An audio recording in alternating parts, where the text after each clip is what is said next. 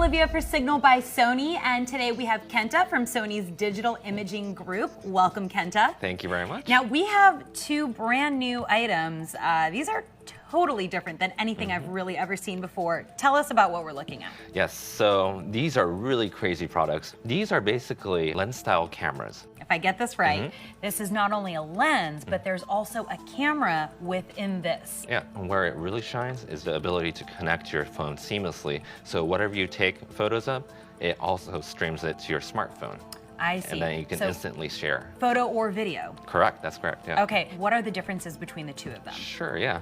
So what I have here, the taller one, this is the QX100.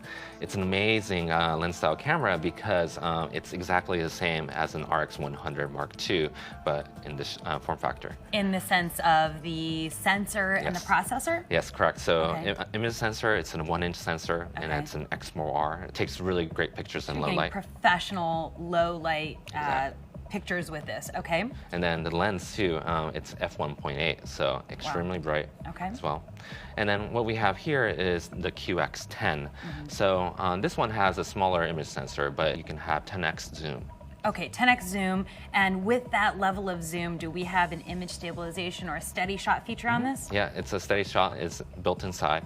It also has the image sensor built in, its own separate battery, and a memory stick as well. Okay, what's the battery life on both of these? These are good for about 200 shots. Okay, so let's go ahead and just walk through how to pair the camera lens with your actual phone. Sure, yeah. So these are compatible with both iPhone and Android. So if your phone has NFC capabilities like your Xperia, then you can just touch. Correct. And now with the iPhone, that doesn't have NFC yet, so I'm just going to use the Wi-Fi network. Correct. So you turn it on, good? Yes. And there you go.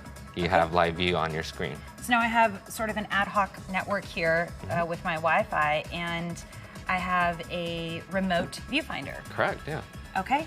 Now, using the Play Memories mobile app, I'm able to basically see exactly what I'm seeing with the lens camera in real time. And we can actually control the exposure, intelligent, superior, program auto, and then also we can actually zoom. Correct, yeah. So we can go wide on this, and then of course trigger, start, stop. Yep. So that's really great. And you know, again, this actually hooks onto the phone. Yep. So we don't need this to always be remote. So it looks like this attaches directly to your mobile device, and then you can use it like this as well. So that also means that you don't need these to be touching in order to see it. Technically, because you don't need to have this on your phone, depending upon what you're actually going to be using this camera lens for, really the possibilities are endless. Now, how far can the camera lens be from your actual mobile device before we lose the signal? Yeah, that's a common question that we get. It depends on the situation. So if you have a lot of walls between, then it might limit it, but generally 15 to 30 feet. That's great. So really great remote features, you know, because there is sort of a limitation on how far the holders spread. Does that mean that it's either compatible with a tablet or not? So this back plate is just for your convenience.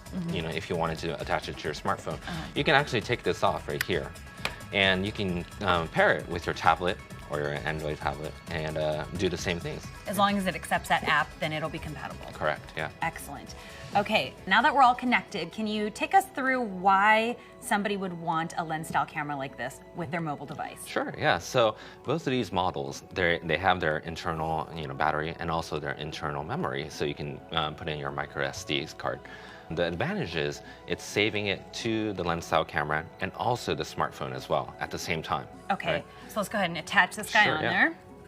So because it's in your gallery or your film strip, if you're using an iPhone, you can easily access that image that you shot on this camera and use it to upload it to Facebook or use it for Instagram. Exactly. So all of your social media outlets.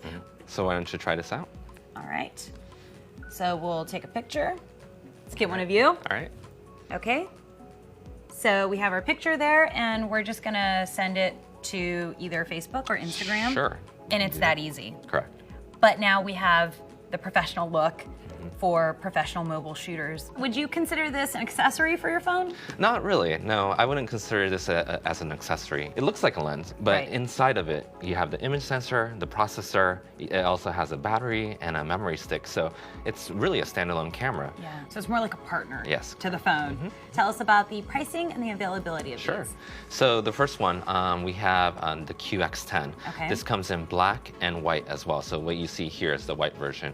This is about $250. And the black and the white are both the same price point? Correct, $250. And what about the QX100? Yes, this one, remember, it's the XMOR sensor. You know, it's exactly the same as the RX100 Mark II, but this will be available for about $500. Okay, $500. And does it come in the black and the white? No, this is black only. Black only. Both of them are going to be available early fall.